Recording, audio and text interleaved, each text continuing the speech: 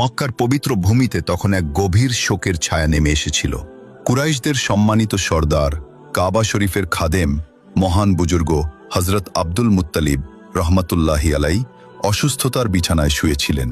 তার সাদা দাড়ি বুক পর্যন্ত নেমে এসেছিল, আর চোখে তখনও নূরের ঝলক দেখা যাচ্ছিল। চারপাশে কুরাইশদের বড় বড় সর্দাররা বসেছিলেন নীরব হয়ে। সবাই বুঝতে পারছিলেন এই মহান ছায়া আর বেশিদিন পৃথিবীতে থাকবে না। কিন্তু হজরত আব্দুল মুত্তালিব রহমাতুল্লাহি আলাই এর হৃদয়ে তখন শুধু একজনের চিন্তা ঘুরছিল, সেই ছোট্ট শিশু যার চেহারায় ছিল অদ্ভুত প্রশান্তি ও নূর। সেই নুরানি শিশু যার আব্বাজান হজরত আব্দুল্লাহ রহমাতুল্লাহি আলাই তার জন্মের আগেই ইন্তেকাল করেছিলেন, আর 2 বছর আগেই তার আম্মাজান হজরত আমিনা রাদিয়াল্লাহু আনহা মদিনা সফর থেকে ফেরার পথে দুনিয়া থেকে রুখশত হয়েছিলেন।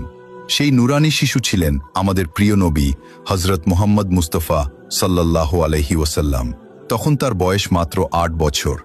হজরত আব্দুল মুত্তালিব রহমাতুল্লাহি আলাই কাঁপা কণ্ঠে বললেন, মুহাম্মদকে আমার কাছে নিয়ে আসো। নবীজি সাল্লাল্লাহু আলাইহি ওয়াসাল্লাম ধীরে ধীরে এগিয়ে এলেন। দাদা তাকে বুকে জড়িয়ে ধরলেন, চোখ বেয়ে অশ্রু গড়িয়ে পড়ল। তিনি তার নুরানি কপালে চুমু খেয়ে বললেন, এই শিশুটি আল্লাহর বিশেষ রহমত, এর ভবিষ্যৎ খুব মহান হবে। তারপর তিনি তার ছেলেদের দিকে তাকিয়ে বললেন, তোমরা সবাই শুনে রাখো, এই ইয়াতিম শিশুর হিফাজত তোমাদের সবচেয়ে বড় আমানত, আর আমি এই দায়িত্ব আমার ছেলে আবু তালিবের হাতে তুলে দিলাম। এই কথা শুনে হজরত আবু তালিব রহমাতুল্লাহি আলাই এর চোখ অশ্রুতে ভরে গেল। তিনি ছিলেন গরিব, সংসারে ছিল অভাব, কিন্তু তার অন্তর ছিল দয়ার আলোয় ভরা। তিনি কাঁদতে কাঁদতে বললেন, আব্বাজান, আপনি নিশ্চিন্ত থাকুন, আমি মুহাম্মদকে নিজের জানের চেয়েও বেশি ভালোবাসব ও হিফাজত করব। কয়েকদিন পর মক্কা নগরীতে শোকের ঝড় বয়ে গেল। হজরত আব্দুল মুত্তালিব রহমতুল্লাহি আলাই ইন্তেকাল করলেন। পুরো কুরাইশ কাঁদছিল, কিন্তু সবচেয়ে বেশি নীরব ছিলেন ছোট্ট মুহাম্মদ সাল্লাল্লাহু আলাইহি ওয়াসাল্লাম। আগেই মায়ের স্নেহ হারিয়েছেন, এবার দাদার ছায়াও মাথা থেকে সরে গেল। তার চোখে অশ্রু ছিল, কিন্তু অন্তরে ছিল আল্লাহর ওপর অগাধ সবর ও তাওয়াক্কুল। তিনি আকাশের দিকে তাকিয়েছিলেন, যেন রব্বুল আলামিন নিজেই তার হৃদয়কে সান্ত্বনা দিচ্ছেন।